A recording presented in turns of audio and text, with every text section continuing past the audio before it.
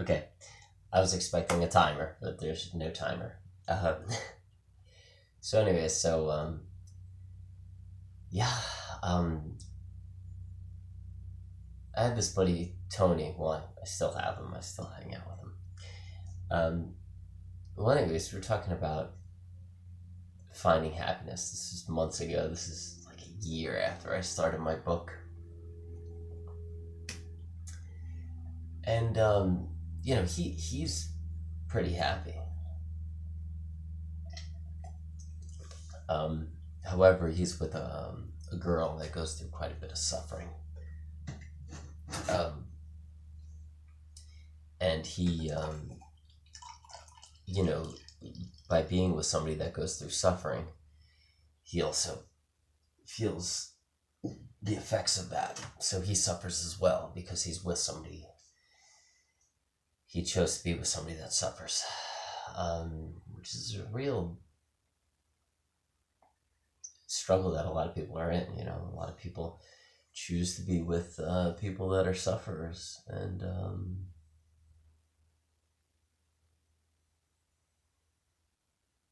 whether that comes from they want to be a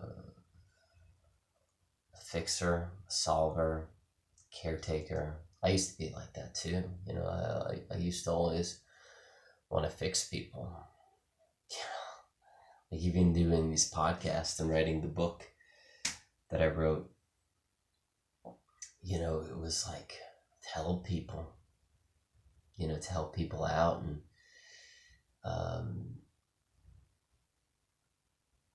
but I do that now through podcasts and writing books. I don't do that by latching on to people and trying to solve them and go through that struggle with them. I think I learned from that so many. I did that so many times. I dated so many people where I knew that they were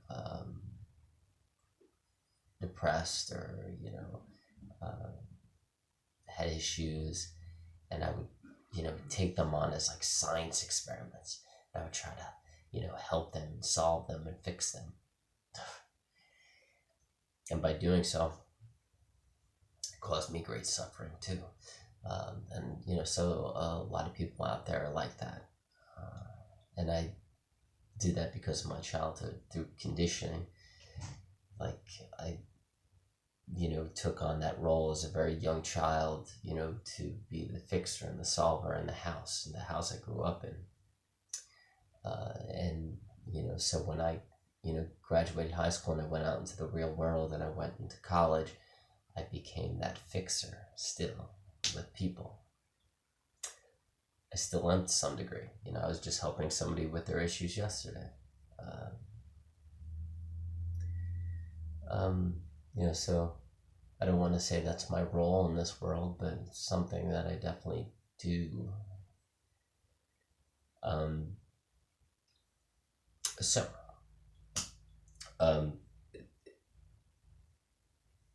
in the book that I wrote, I broke down. There's 16 key ingredients to solving unhappiness. Right? I wrote them down, but I threw them out yesterday.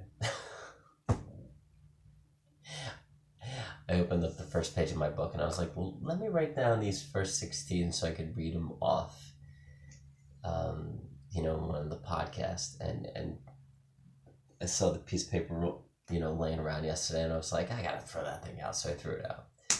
I gotta write them down again. But two of the biggest ones are having no expectations from anyone around you.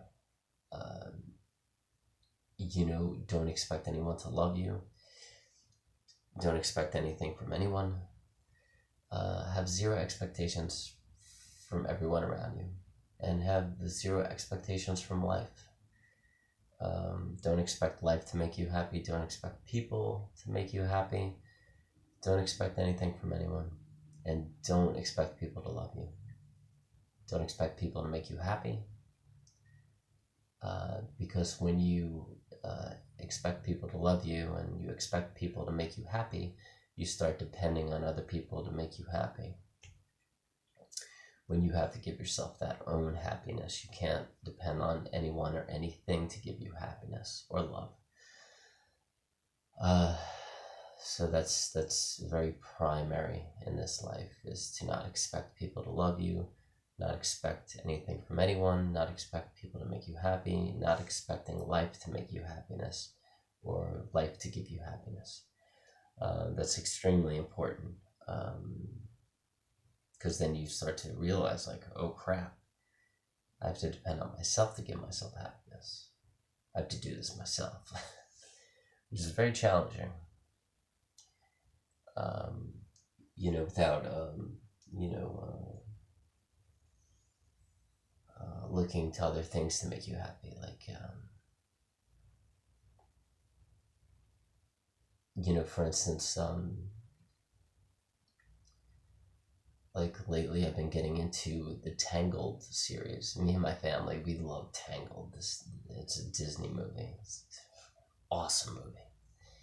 So I found out about like the TV show Tangled. So 2 nights ago I watched an episode and a half, and then last night I watched an episode and a half. And the first night I watched an episode and a half, I was really happy. I was like, this show's awesome. This is such a cool show. It made me happy, and they sang this really cute song in it. So last night I did the same thing. I watched an episode and a half. And I started realizing it wasn't making me happy at all. And I was like, this isn't making me happy anymore. Why am I even watching this? And tonight I'm not going to watch it, because I started to depend on something to make me happy. And at first it was new. It was great. I was like, wow, this is so cool. This is such a cool show. But it became a habit. Like last night, I wanted that happiness again. I wanted that show to make me happy again. And it didn't deliver. It didn't give me happiness. And there was a reason for that. It's because I started to depend on something to make me happy. And I realized it wasn't unhealthy. Halfway through the first episode, I was like, this is not making me happy. This is not healthy. So I'm probably never going to watch it ever again. I may watch it, from time to time, maybe, if I'm bored or something.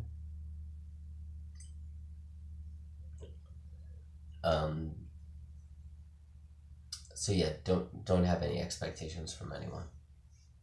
However, if you're married to somebody, or if you're dating somebody, or you have a kid, or you're with somebody, and they're always playing video games, and they're never helping out around the house, they're never helping out with the kids, they're never doing the chores around the house, they're just sitting on the glued to the couch playing these video games all day, or on their cell phone or tablet or laptop, and they're not doing anything for the house, with helping out with the kids, and then you got to be like, yo, I know that I'm not supposed to have any expectations, but yo, you got to help out, man. You decide to be in this relationship, come on, man, step it up. If you're not involved with anyone, then hell, sorry to curse, but you don't have to have any expectations from anyone. Like, I'm not with anyone, so I don't have any expectations from anyone. But if you are in a relationship with somebody, and they chose to be in a relationship with you, or you chose to be in a relationship with them, and they're not fulfilling what is needed, you should have expectations for that person to some degree. If they're being that video game person on the couch for 5-6 hours a day, or TV person that watches like 4 football games in a row and doesn't spend time with you. And maybe you need to wake up and not be with that person. Maybe you need to be like, this person sucks. This person is not making me happy. This person is not doing the things that I am passionate about, that I love doing too. and they're just a video gamer on the couch. You shouldn't be with certain people. People are a negative impact on your life instead of a positive. Don't be with them. I always say, there's billions of people in this world, but you could pretty much categorize people into two categories. Number one, people that add to your life, and people that bring joy and fulfillment and positivity and love into your life. The people that add to your life, those people. And then the people that take away from your life. The people that are negative, the people that are abusive, the people that are hurtful, the people that are mean, the people that put you down.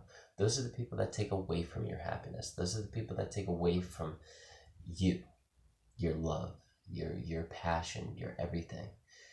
So you have the people that add to your life, and you have the people that take away from your life. So try to spend time with the people that add to your life. Do not spend time with the people that take away from your life. Because the more and more you spend time with the people that take you away from your life, the more and more you're not going to love life. Booyaka. Moving on. The next one is, do not make your life complex.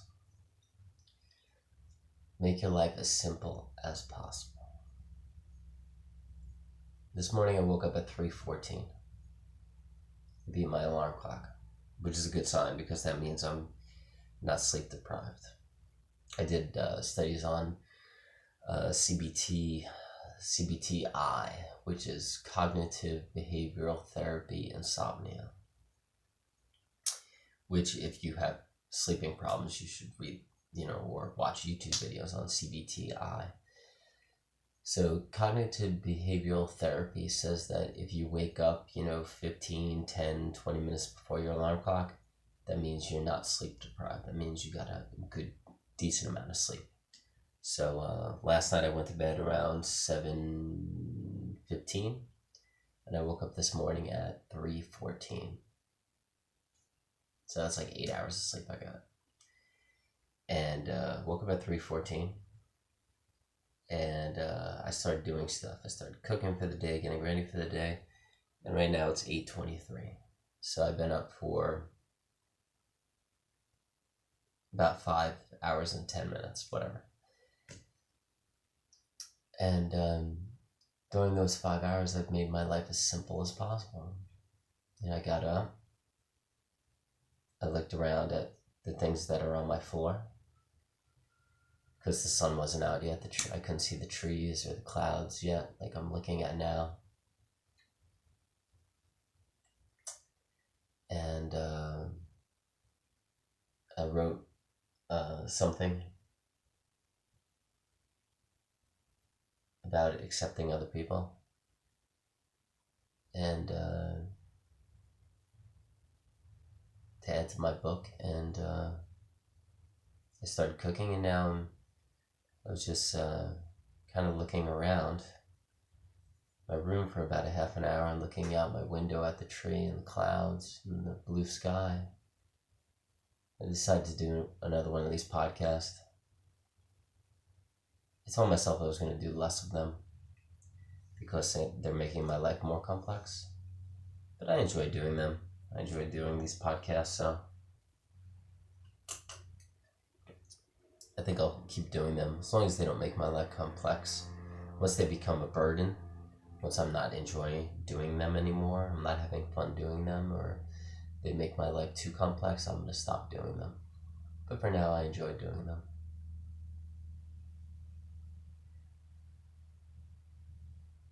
Keep your life simple, don't make your life complex. Once your life becomes complex, you start to worry, you start to think too much, you start to get aggravated, frustrated, angry even, you start to get upset at things. You may even experience depression, suicidal depression. You may think that life is way too heavy, you just don't want to deal with it anymore, you don't even want to be here anymore. God, why am I even here? This is so freaking, another day. It's because your life got too complex. Usually our life gets too complex when we try to take on too much. Uh, Not buying too many things, not purchasing too many things is a great way to keep your life simple. You know, don't have to need so much or to add to yourself or, buy things to complete yourself. Because the more and more you buy things and buy things and buy things and buy things, the more and more you have to work to pay them off, and then you're like, oh, I gotta meet this deadline, I gotta do this now. Oh my God, my life is so complex because you have to pay for all this crap that you bought.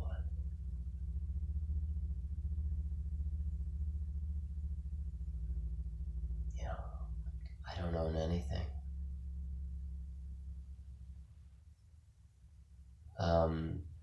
My sister just messaged me about mint M&Ms.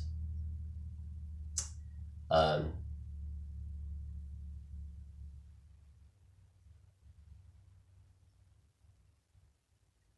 so yeah, need less. And you can only do that really by just sitting with yourself and just appreciating the present moment. Just not doing anything and realizing you don't really need anything to complete yourself. You could just be here in the present moment. A great way to be in the present moment, because I never really talk about how to go into the present moment. A great way to do that is to slow down thinking, to not think as much. Realize the past is gone, the past is done.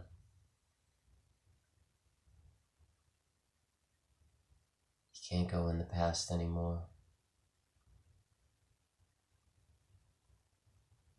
You don't have to identify with your past. And when you have trauma and abuse in your past, it's much more difficult. Like I have a fair bit of trauma and abuse in my past, so and abandonment in my past. So it's sometimes it's very, very hard to combat those. If you're dealing with trauma, abuse, and abandonment and loss and that kind of thing, like I do, because every once in a while it'll come up and you're like, God, But if you came from a peachy keen existence and you don't have the trauma and the abuse and the abandonment and the loss like I do and some other people have, it'll be more simple for you to enter the present moment, because you don't have that abuse or trauma from your past.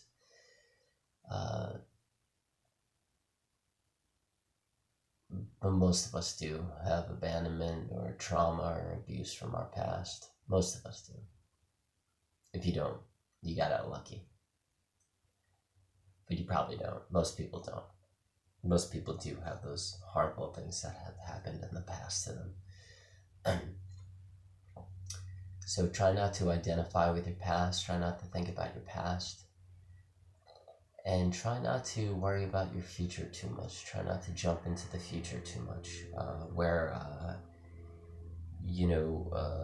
I always say to myself, like, I can never predict the future because something always comes up.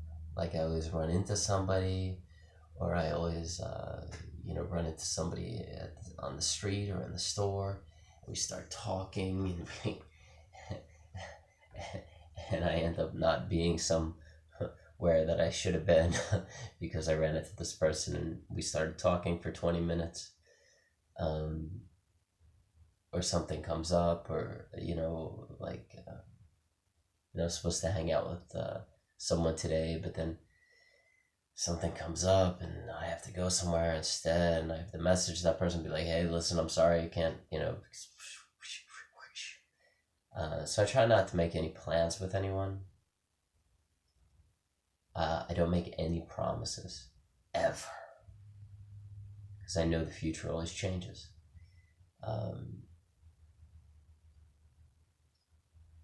Because when you promise things, when you tell people, "Oh, I promise I'll come here tomorrow," or you're gonna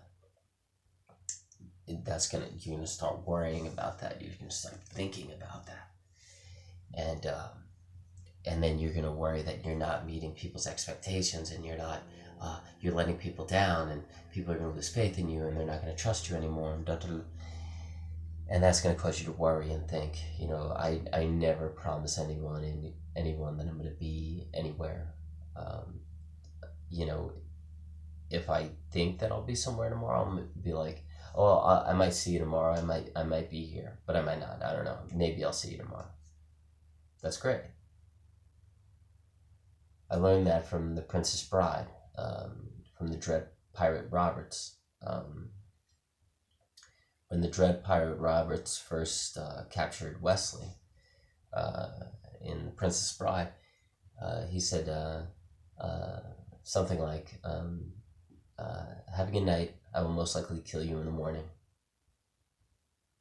And then the Dread Pirate Roberts would spend the next day with Wesley. And then the last thing he would say to Wesley the next night is, "Good night, Wesley. I will most likely kill you in the morning." And the Dread Pirate Roberts never killed Wesley. In fact, he started to enjoy Wesley's company so much that he made Wesley the next Dread Pirate Roberts. So I learned that method from the Dread Pirate Roberts in Princess Bride, which is one of my all-time favorite movies of all time. Next to Back to the Future and Ghostbusters. 1985, 1986, baby.